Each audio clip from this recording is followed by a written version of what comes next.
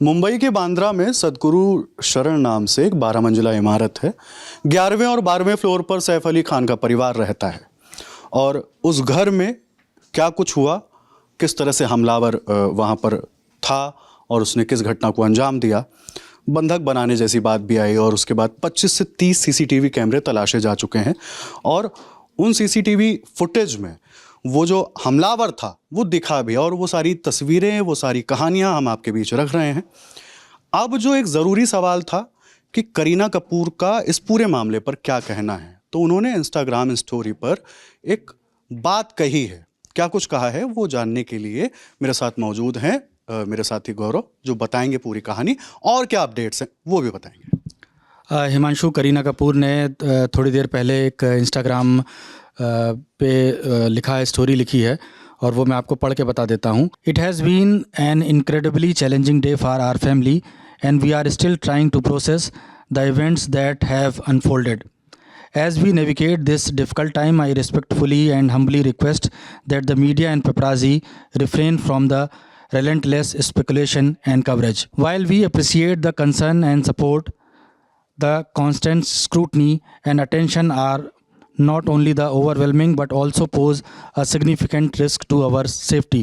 I kindly request that you respect our boundaries and give us the space we need to heal and cope as a family. I would like to thank you in advance for your understanding and cooperation during the sensitive time.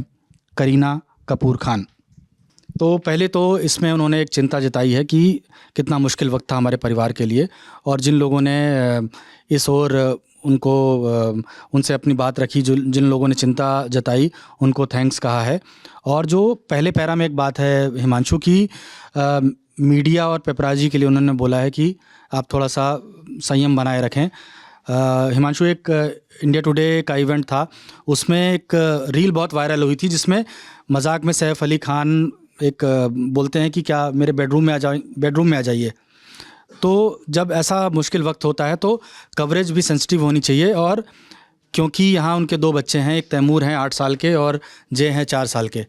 तो जब छोटे बच्चे परिवार में होते हैं तमाम तरह की चीज़ें चलती हैं। लोग ऐसे बच्चों का जो स्टार होते हैं, स्टार किड की तस्वीर लेना चाहते हैं, तो उनको, क्योंकि बच्चे बहुत कोमल होते हैं, उनको बड़ा करना और उनको सेंसिटिव चीज़ों से दूर रखना जो है एक चुनौती होती है। तो जब ये मुश्किल वक्त है और इस तरह की घटना हुई है, तो एक माँ के तौर पर करीना कपूर की एक ज़िम्मेदारी है कि वो इन सब अपनी ज़िम्मेदारी को निभाएं, और इसी के तहत मुझे लगता है कि उन्होंने ये मैसेज दिया है जी। और इस पूरे मामले में और भी अपडेट्स आए हैं। देखिए, जैसा कि हमने शाम को देखा कि जो हमलावर है उसकी तस्वीर आई थी और फिर सीसीटीवी फुटेज आया, और मामला पुलिस को लग रहा है कि ये चोरी का है और उसी दौरान ये हमला हुआ है। तो बहुत सेंसिटिव चीज़ है, और उसमें एक चीज़ उन्होंने मैसेज में जो लिखी है कि स्पेकुलेशन ना लगाएं, जो है अंदाजे ना लगाएं। हमने देखा कि कुछ चैनल पे कि ये पट्टी चली कि बच्चों को बंधक बना लिया गया, बाद में वो खबर बदल जाती है और आती है कि मेड को बंधक बनाया था, बच्चों को बंधक नहीं बनाया था। तो ये छोटी छोटी चीज़ें होती हैं जो जिस परिवार पे गुजरी है उसकी जो पीड़ा है उसको बढ़ा सकती हैं, उनकी चिंताओं को बढ़ा सकती हैं। बच्चों को अगर कहीं से सोशल मीडिया के ज़रिए, टीवी की किसी पट्टी के ज़रिए कुछ पता चलता है तो उनके मनस्थिति पे बहुत ख़राब असर पड़ सकता है। इसलिए ये अपील की गई है, और एक बतौर मीडिया कर्मी हमारी बड़ी जिम्मेदारी है कि हम चीज़ों को उतना फ़िल्टर करके सिर्फ उन्हीं चीज़ों को सामने लाएं जो प्रमाणित हो चुकी हैं, जो किसी अथॉरिटी के द्वारा, पुलिस के द्वारा बताई जा चुकी हैं। इस पे थ्योरीज़ पे और बेसिर पैर की बातों को हम आने ना दें।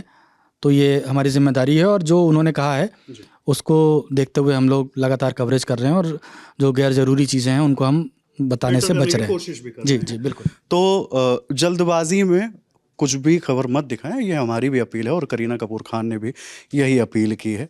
बाकी इस पूरे मामले में अपडेट्स आते जा रहे हैं। पुलिस क्या कह रही है, सीसीटीवी में कौन दिखा और क्या कुछ हुआ था, जो पहलू आ रहे हैं और जो बहुत तथ्यपरक ढंग से हम उनसे आपके बीच रखने की कोशिश कर रहे हैं। देखते रहिए द ललन टॉप। शुक्रिया।